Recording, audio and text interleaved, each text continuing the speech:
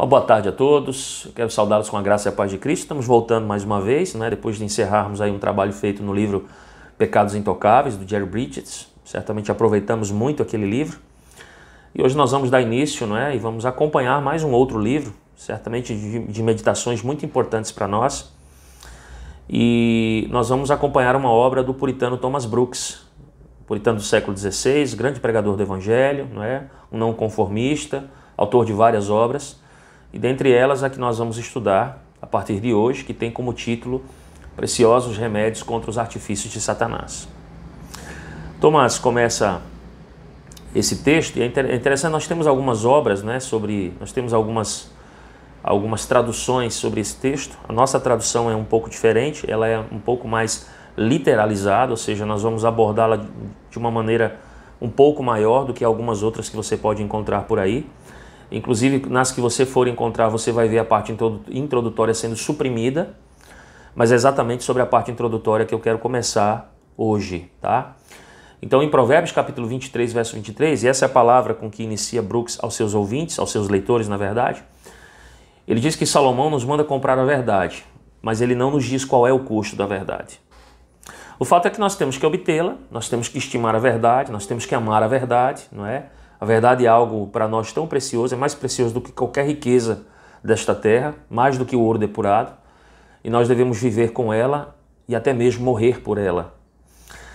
A intensidade da nossa relação com a verdade, ela pode ser demonstrada, por exemplo, com a intensidade ali registrada em Ruth capítulo 1, versos 16 e 17, entre Ruth e Noemi, entre uma nora e uma sogra. E é impressionante ali as palavras de Ruth para Noemi, quando ela diz assim, olha, não queira que eu te deixe, não me obrigue a não te seguir, porque para onde você for, eu vou com você, onde quer que você pousar, eu vou pousar com você, porque o teu povo é meu povo e o teu Deus é meu Deus. Então onde quer que você morrer, eu vou morrer, eu vou ser sepultada ali. Então faça-me o Senhor o que bem lhe aprouver, se outra coisa que não for a morte me separar de ti. Então esse tem que ser o nosso mesmo desejo quando nós falamos sobre a nossa relação com a verdade. É isso que nos ensina Thomas Brooks, Nós somos pessoas que têm espíritos que foram alcançados, Somos homens alcançados e estamos debaixo da graça de Deus. Então nós somos homens que deveríamos afirmar de fato que onde estiver a verdade, ali nos estaremos. Onde pousar a verdade, ali certamente nós pousaremos.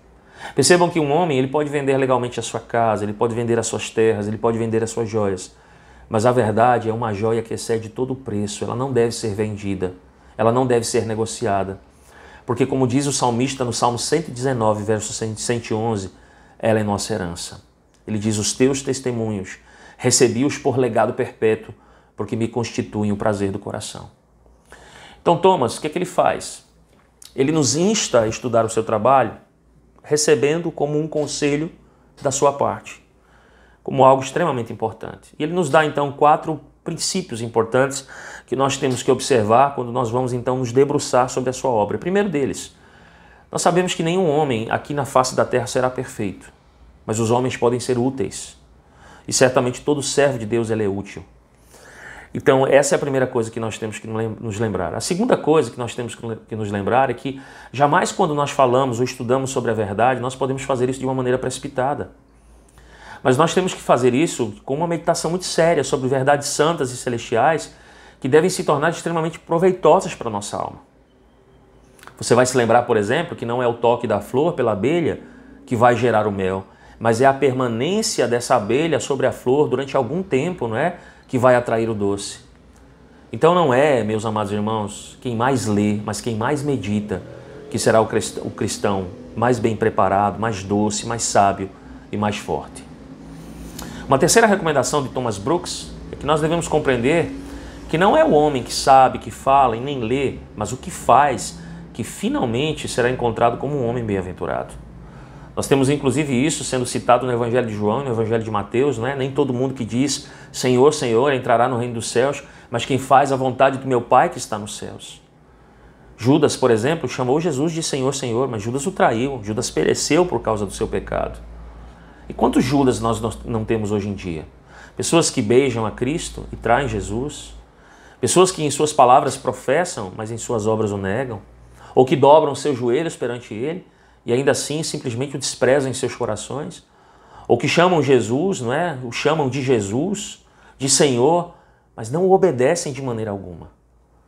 Então, se não é forte, se você não é forte em seu coração para praticar aquilo que você lê, com que finalidade você lê? Para aumentar a sua condenação? Perceba que se a sua luz e conhecimento não forem transformados em prática, quanto mais conhecimento você tiver, mais miserável será o dia da sua recompensa. A sua luz e conhecimento vão atormentá-lo mais do que qualquer demônio no inferno. O seu conhecimento, na verdade, será a vara que vai te açoitar eternamente. Vai ser o escorpião que vai te ferroar para sempre, ou aquele verme, não é? Que vai te roer eternamente. Portanto, leia. Empenhe-se em saber aquilo que você deve fazer, e então faça, para que você não seja atormentado eternamente. Quando Demóstenes foi perguntado qual é a primeira, a segunda e a terceira característica de um bom pregador, ele disse: ação. Ação. O mesmo nós podemos dizer, não é, quando nós somos perguntados qual é a primeira, segunda e terceira característica de um cristão. Ação. Essa é a resposta que nós temos que dar. O homem que lê, que sabe, que trabalha para saber, e aquilo que ele pode fazer, o faz, esse homem terá dois céus. Um céu de alegria, paz e conforto na terra, e um céu de glória e felicidade após a morte. Mas em quarto e último, não é? Nessa leitura que nós precisamos fazer da obra de Thomas Brooks, nós precisamos fazer de forma muito séria. Porque certamente aqui Thomas nos diz que nós vamos encontrar muitas coisas preciosas. Porque ele as encontrou, muitas coisas preciosas, que vão trazer à luz coisas, certamente, que nos darão muito conforto e nos trarão muito lucro espiritual. Então nós precisamos ler esse tratado para encontrarmos doçura e vantagens, não é? Vantagens que nos façam pensar nas coisas elevadas dos céus. Tá? Tanto é que Thomas termina essa sua primeira parte, né, quando ele fala com os seus leitores, citando o texto de Atos capítulo 20, verso 32. Agora, pois, encomendo-vos ao Senhor a palavra da sua graça, que tem poder para vos edificar, dar herança entre todos aqueles que são santificados. Então que a partir de agora, depois dessa introdução e entendendo de fato como nós temos que abordar essa obra, possamos aproveitá-la, já iniciando então o nosso capítulo de número 1.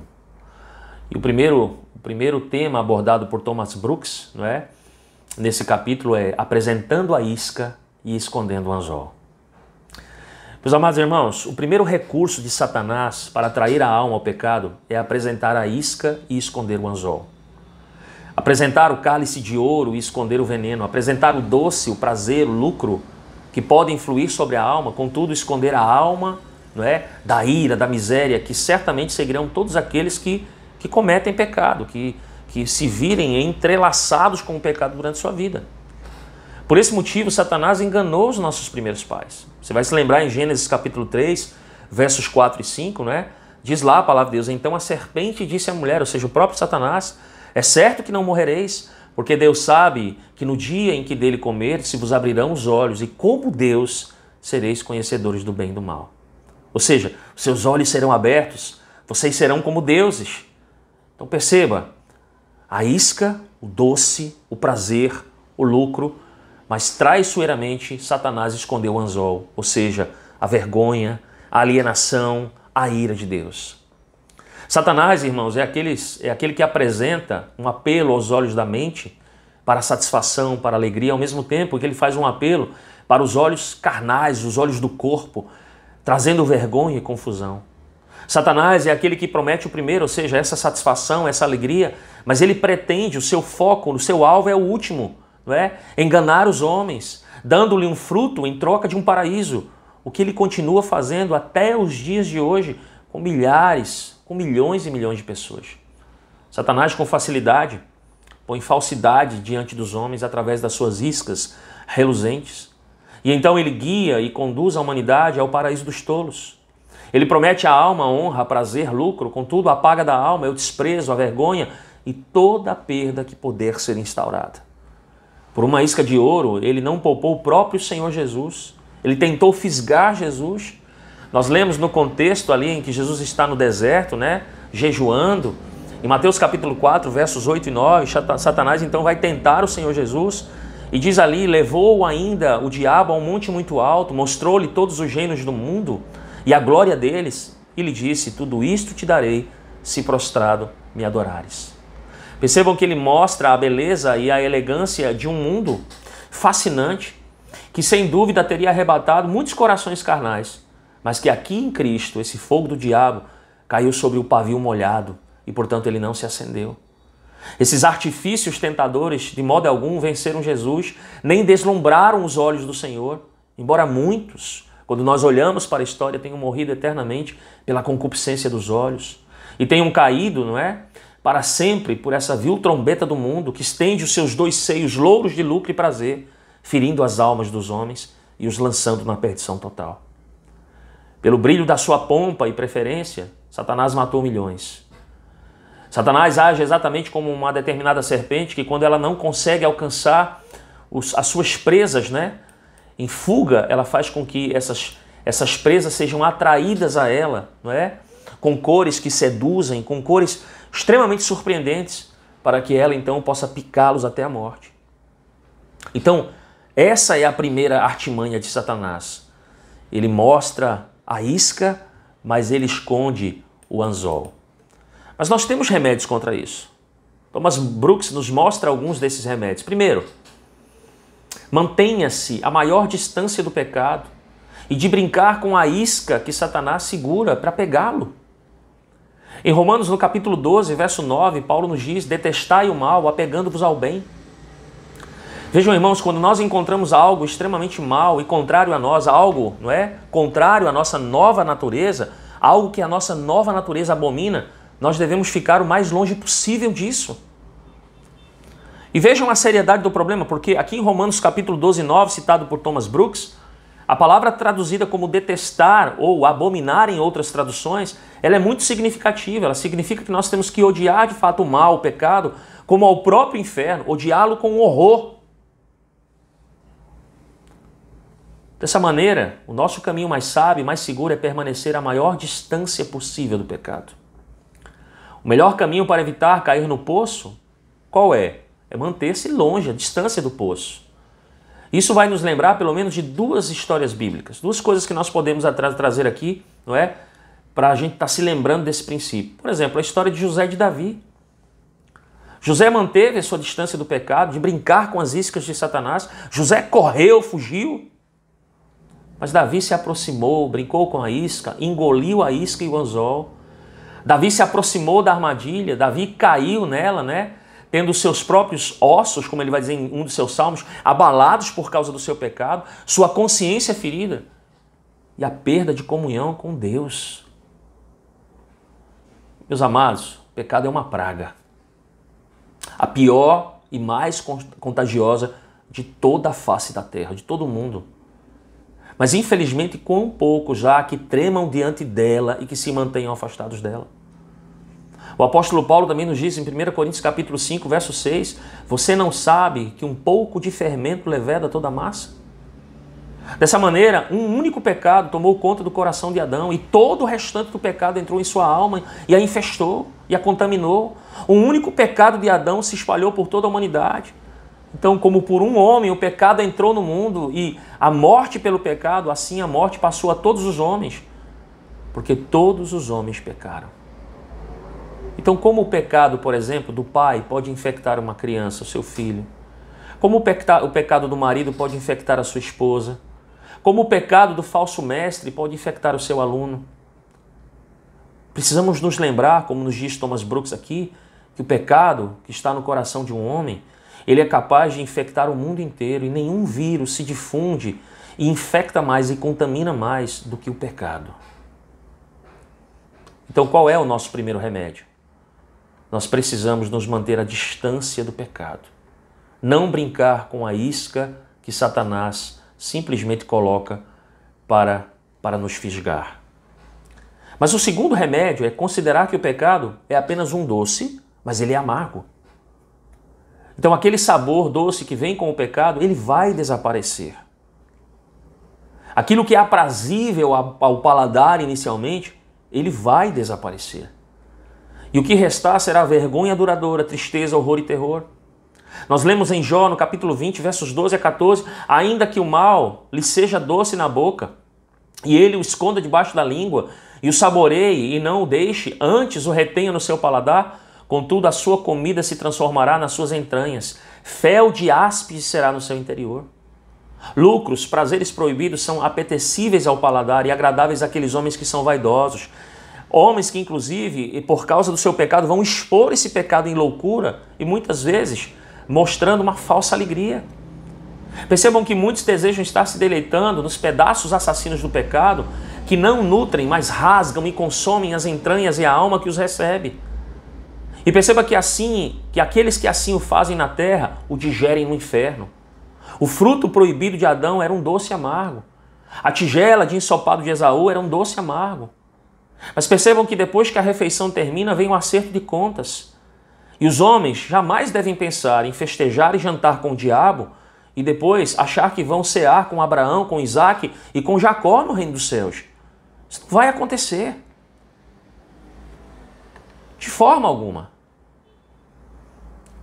O terceiro remédio, considere que o pecado conduzirá às maiores e mais tristes perdas que podem estar sobre as nossas almas. Percebam, o pecado conduz à perda do favor divino, que é melhor do que a vida. A perda da alegria indizível e cheia de glória. A perda daquela paz que excede todo entendimento. A perda daquelas influências, não é, divinas pelas quais a nossa alma é revigorada, vivificada, elevada, fortalecida e alegrada. A perda de muitas misericórdias externas, desejáveis, que de outra forma a nossa alma poderia ter desfrutado. Mas em quarto, considere que o pecado é de natureza muito enganadora e fascinante. O pecado vem do maior enganador. Ele é o diabo. Ele é o filho da sua própria geração.